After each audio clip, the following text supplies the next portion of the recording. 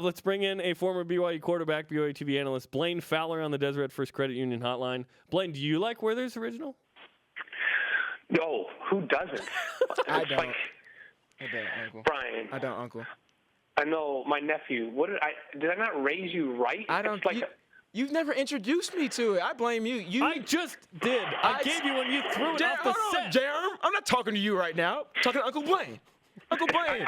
I'm going to take responsibility for this. That I didn't teach him about it. See, thank you. But it's like semi un-American to not embrace that and like it. Well, next time that we are together, you have to get me some. I'll be okay if you do not bring any. Usually you buy me Starburst and gummy worms, gummy bears, but I'll be okay if you give me some of those Werthers. I am usually the uncle is responsible for making the treat run, and I always go make the treat run. You know that. I'll get you these this time. Okay. So I'll bring them down to Vegas where they will be appreciated and not thrown away. Today's Twitter question, Blaine, is this: how does Taysom Hill participating in spring ball change your expectations for him? What do you think? Yeah, I was actually surprised because I thought that I knew he was weight bearing, and my understanding was that they were really going to be cautious and just kind of have him watch and learn. To have him out actually throwing balls, and I think that's a huge plus, and I think it changes things a little bit. I think Tanner had a big advantage in this quarterback competition because he was going to get every rep, and Taysom was just going to watch. But this definitely changes that quarterback competition. I think it puts Taysom squarely in this thing. And it also tells me that he's way ahead in his rehab and where his recovery is. That's fantastic news, I think. Does it really surprise you? Because when I first heard the news, I was surprised for like 2.3 seconds, and then I realized how fast he's come back from previous injuries. So to me, it's kind of like, well, this is kind of typical Taysom. Yeah, he is a workhorse. I mean, we know that he's unbelievably gifted. Just from a genetics perspective, it's and the guys that are great players, they're gifted. We know that. Like, no matter how hard I work, I'm never going to run as fast as, or never even in my prime. At this age, I'm not going to run faster than a turtle without pulling my hamstring. But in my best years ever, when I was, I don't know when you're at your prime, 22 years old maybe. No matter how hard I worked, I could never be as strong as Taysom and never be as fast as Taysom, just genetically. But now he's got this ridiculous work ethic that goes along with it. That's the difference between greatness and just being really good, is the guys that genetically have it and then have crazy work ethic. And you know what? It's a rare thing. Those are the guys that are in the NBA and in the NFL. And it doesn't surprise me he's back quicker than anybody thought because I know what his work ethic is like. Yeah, we should have expected based on last year that, hey, he might be ahead of schedule. But you don't want to heap that expectation on somebody. You were a guy that was in the mix with guys like Jim McMahon, Steve Young, Robbie Bosco. BYU had this unbelievable run. Prior to that, Mark Wilson in the mix. What was it like to be in those spring balls and fall camps where you have all this talent and there is a QB battle and it doesn't divide the team, or does it? It's hard not to divide the team, but I think the expectations from the quarterbacks themselves back in those days were different. When you signed with BYU back then, you know that they'd already had, like when I signed, I know that they had back-to-back NFL guys. And that if you ended up being the starter there, you were going to be an NFL guy. That was what the expectation was at BYU. You end up being the starter, you're a first or second team All-American, you got a chance at the Davey O'Brien Award, and you're going to play in the NFL. That was what went with that job. No pressure. Right. And so you knew also that they were recruiting right over the top of you. Not only would they bring in multiple, like Robbie Bosco and I came in the same class. I was the New York Player of the Year. He was the Northern California Player of the Year.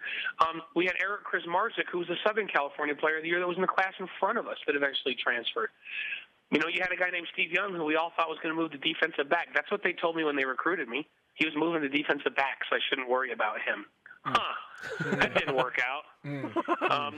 And we knew they had Jim McMahon, so there's no question he was going into his senior year. But the mentality was, nobody's going to give me anything. I got to go out there. I'm going to be competing against the best guys there are in the country at that position.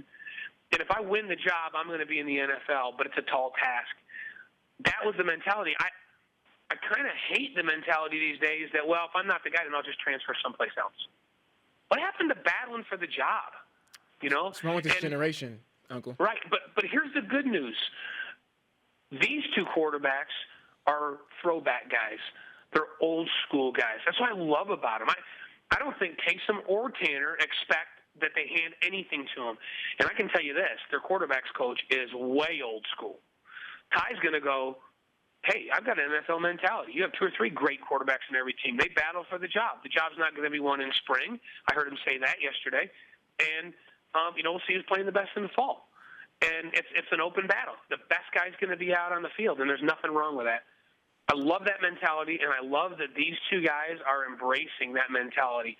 That tells you a little bit about how mentally tough they are, and they got to go battle for it. And this competition is going to make them both better. Uncle B, I completely agree with everything, and I think that these guys are in a great place. We talked about the quarterback competition when I played in 2010 with Riley Nelson and Jake Heaps, and personally, I feel like the team was a little bit divided. Team Riley or team Jake. What do you see that happening with this team? And if so, how does the coaching staff put it into that?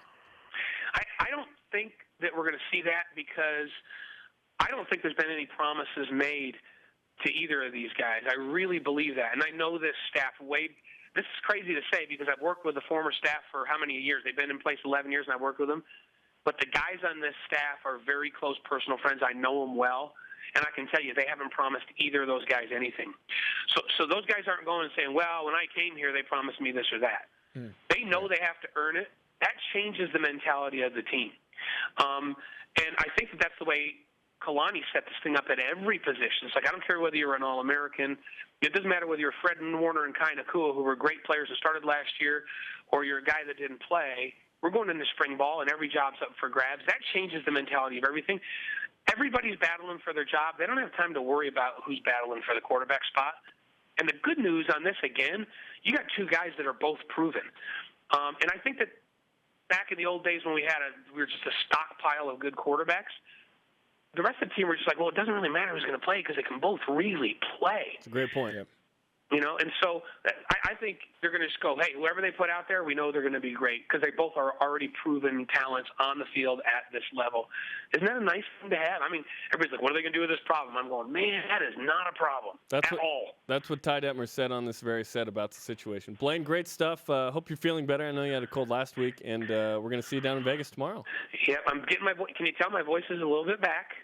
So the game I did Saturday, the producer for ESPN texted me and said, either you have a cold or you started smoking 5-packs a day, and I know you didn't start smoking 5-packs a day. So thank goodness it's gone. Lots of games to do in the next few days. I'll see you down there. Make sure you go get a tan. I'll give you some my suntan lotion for you. We'll be inside most of the day. Come back brown. Okay. Good to talk to you guys. I miss you guys, and I get to see Jeremy. I don't get to see my nephew Brian, but next time I see him, it's Werther's Originals for my boy. Okay. All right. I will try them. I promise you. Thanks, Blaine.